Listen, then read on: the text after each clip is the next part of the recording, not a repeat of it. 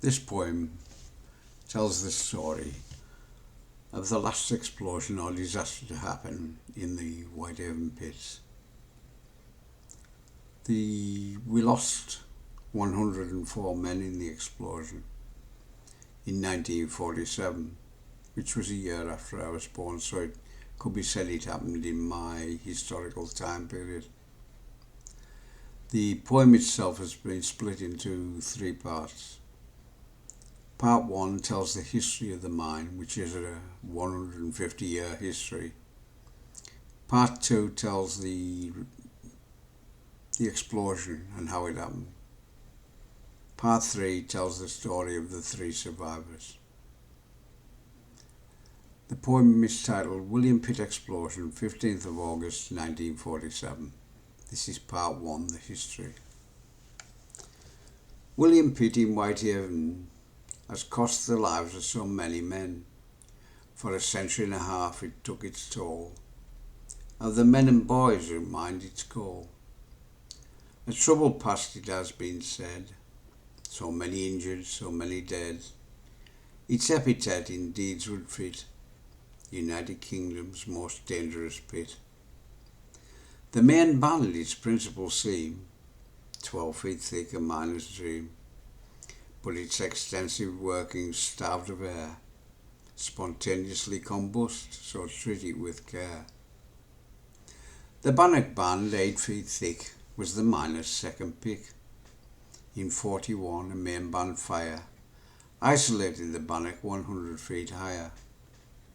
The third choice, the 6/4 seam, was being worked by the present team.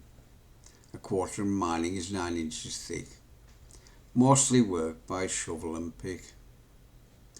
Machine working was used in the pits in this town, undercutting the coal before blasting it down.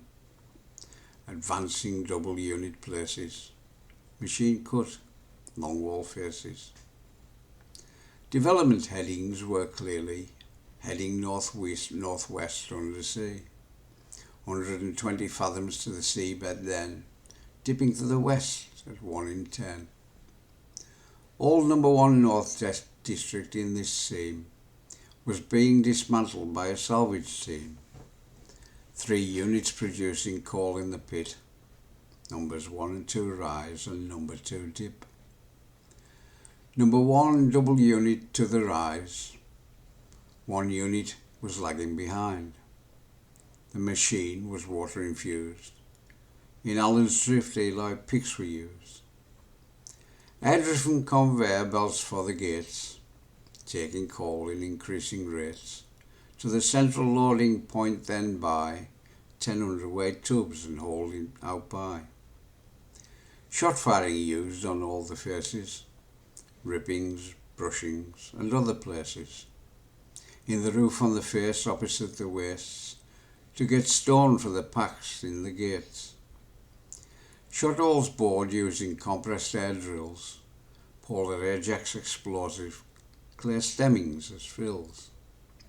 Steel arches used the roadways to form.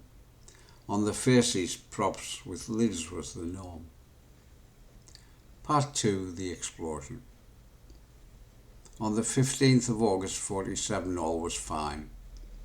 The back shift was working away in the mine. 118 souls were present that day. At 5:40 p.m, 14 of them walked away. Working out by 11 other survivors, onsetters, repairmen and haulage drivers. 3 repairmen a mile from the face were the furthest in by to escape. Replacing arches on the main road, all 3 were blown over by the force. 1 was injured on the floor landing off the top of a barrel on which he was standing. Nothing had given cause for alarm, no sign or indication of impending harm. 14-day shifters, their work had been done. At 5:30 p.m. came into the sun. Another survivor, feeling sick, went home and was out of risk. The onsetter, feeling a blast, took cover.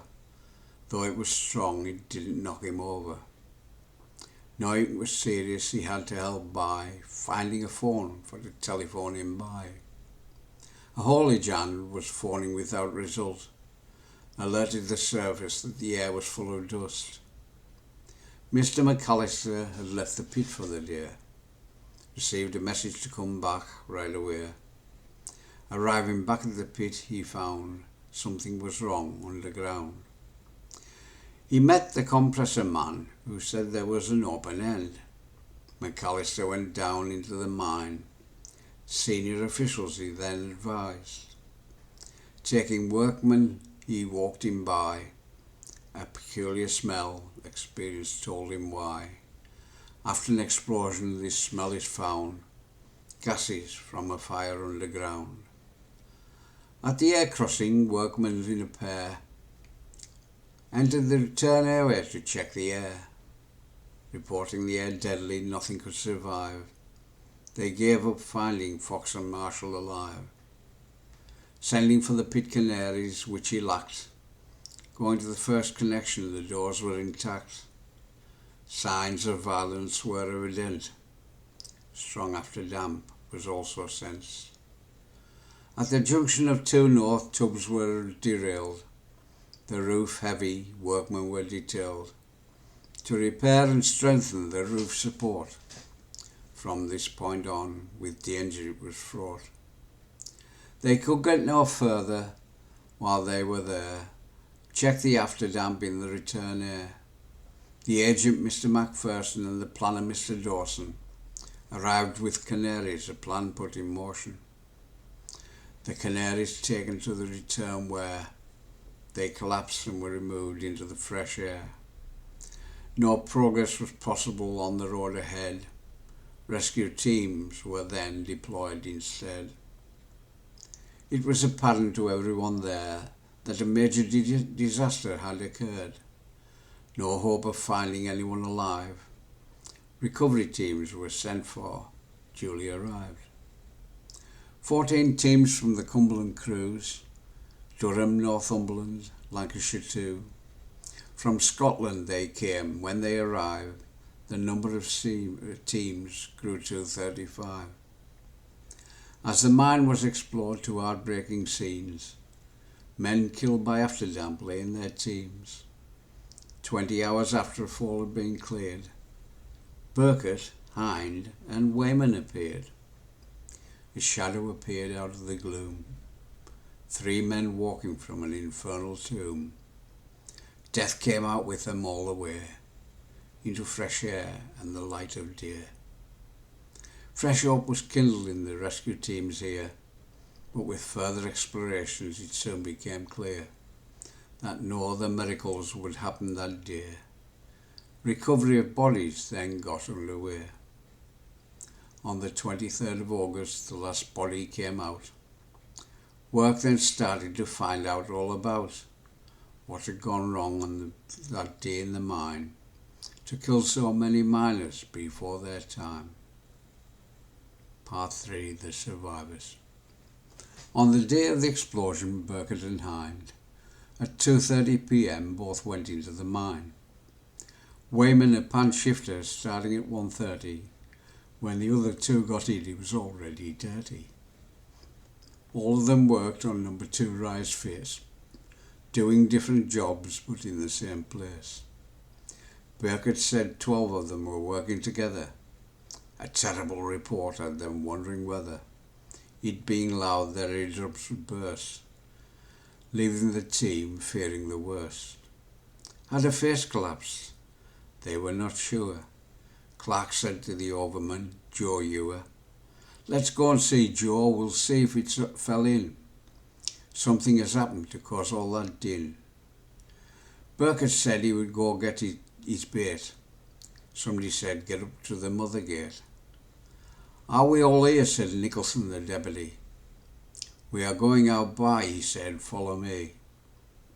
At number 1 dip air crossing, the air was poor. The deputy collapsed, and so did many more. The crossing door was open. It was very small. It led into the air crossing, and in they went all. Jimmy Riggs said, "Can we get down here, Jack?" "Down by the dip tailgate." and find our way back. I asked Hind, is there water that's near? Skelly's End, said Hind, not far from here. Wayman shouted, is that you, Jack? Me and Danny, we're going down the back. I'm not going to make it, my heart was beating fast. Try, Jack, said Wayman, he and Danny pulled me past. The loader, then I lay face down. God is good, I said, as I was coming round. We came out twice, but the air was bad. They're not coming, I said. Don't give up, lad. Clearing big falls, they'll get here for sure. They'll have to hurry, the air is getting poor. So I put a wet scarf around my face. The other two used a wet sock tied in place. Climbing over falls, we got to number 3. Sounds were heard, that's where we had to be.